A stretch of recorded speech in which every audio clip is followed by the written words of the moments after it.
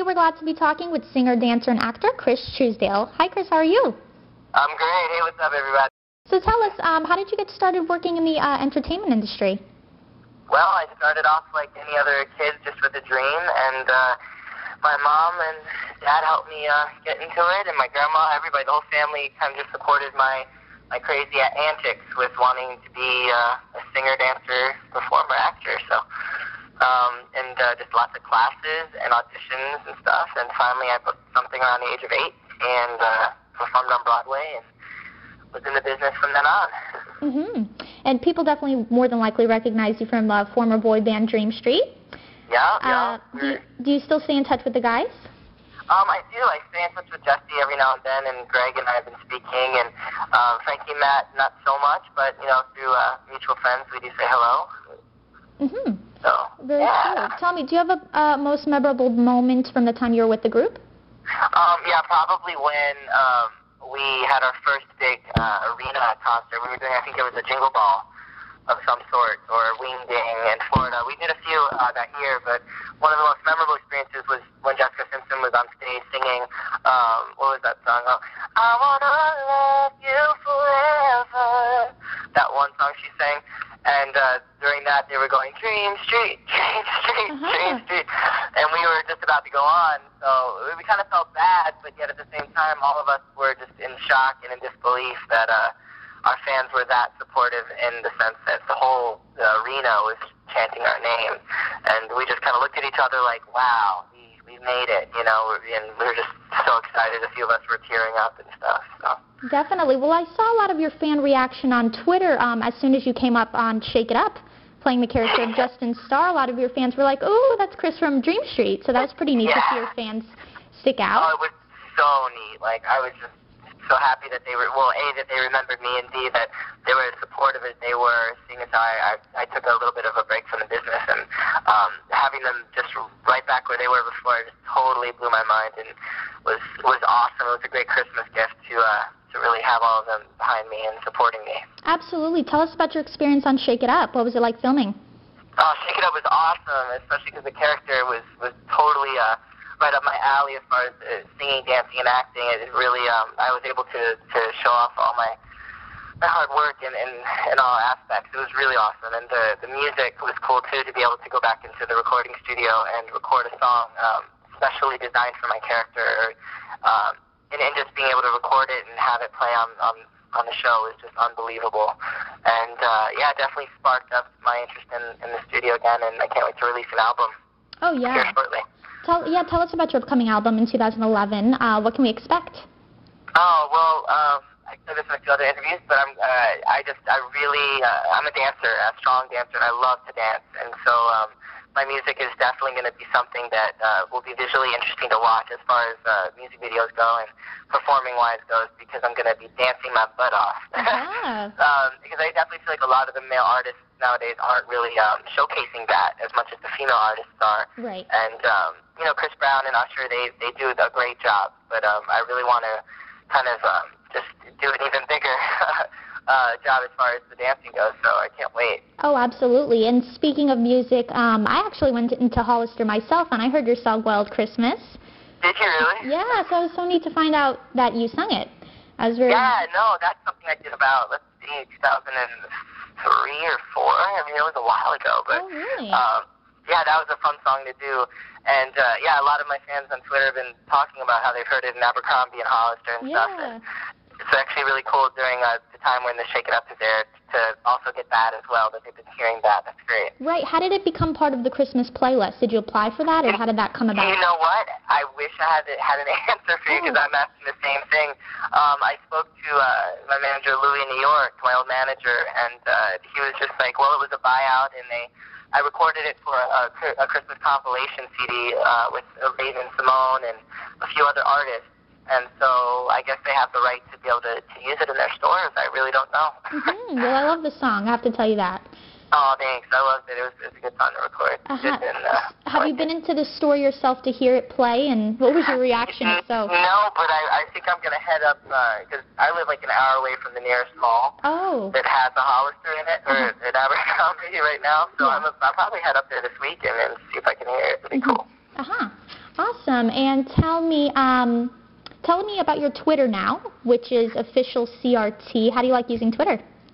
I love Twitter. I think that it's genius. I love that that it's basically like texting the world, you know. Yes. And it's pretty exciting that I can hear people's thoughts and stuff without having, them in my cell phone programs. You know, like I could just meet random people that I haven't met yet, or people that I knew years and years and years ago through Dream Street and stuff. I love it, and it's been really hard to tweet. I'm sorry, I'm getting my past and present tweet, Twitter, all that. Yes. But anyway, it's been really hard to tweet while I'm up here in Michigan with my family because I have a really horrible reception for my cell phone. I see. So I'm kind of having withdrawals right now. I'm sure. I know once you get addicted to Twitter, there's no going back. I know, totally. Yeah, tell me, what's been a favorite tweet of yours? Either something of yours or another celebrity or someone? Oh, let's see. That's a good question. Probably when I first got Twitter and a fan had tweeted like, "Oh, here's some pics from a long time ago. I thought of you, and I was just so happy. I want to share them." And I looked, and it was just a picture of like 6 years ago of me when I kind of was in my solo thing, and I just hadn't seen a picture in so long of that fan, and I was so happy that I saw her and me, and I just thought that was totally cool, and that's when I fell in love with Twitter. Because it brought me way back, and I'm like, oh, wow, you know? That's very neat, yes. And if you could please verify that is your account, because I noticed there's a couple posers on there going around. Official CRT is my Twitter, and no one else's. And please follow me on it, because I noticed some of the other ones have more followers than I do, and I was like, dang it, you know? I'm like, no, it's me, I swear, you know?